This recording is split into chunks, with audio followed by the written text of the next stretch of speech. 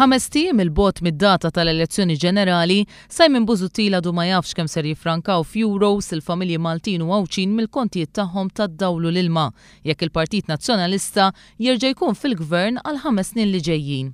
F'termini ta' euros, kemm ħajorħos il-kont tad-dawl?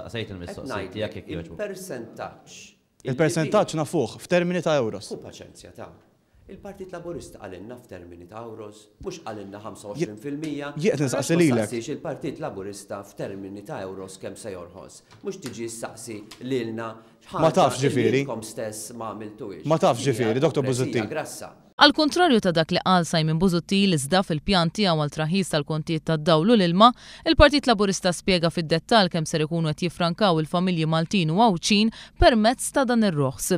Bil-pjan tal-Partit Laburista persuna li toqgħod waħedha u li tirċievi kont ta' 239 euro ser tifranka 84 euro fuq dan il-kont.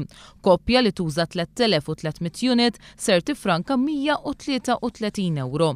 Koppja b'tifel wieħed tifranka 189 euro, filwaqt li koppja b'żewġ titfal tifranka 237 euro.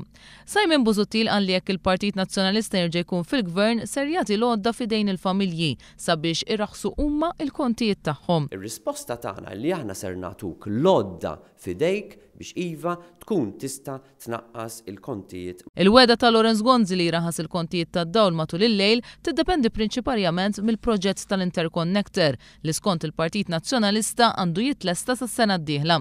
Iżda skont l-Aġenzija Internazzjonali ta' Kreditu Standard & Poor's, l-Interconnector ser jitlesta fl-2015 u mhux fl-2014. Il-Viċi Kap Nazzjonalista iżda jinsisti li l-Partit Nazzjonalista għandu raġun u mhux Standard & Poor's. Għal dak li huwa Interconnector, mhux Standard & Poor's qed tibnieh l-Interconnector, qiegħed jibnieh il-Gvern Malti b'kooperazzjoni mal-Gvern Reġjonali Sqalli, it-tir tagħna huwa li jkun lest bħal dan iż-żmien sena.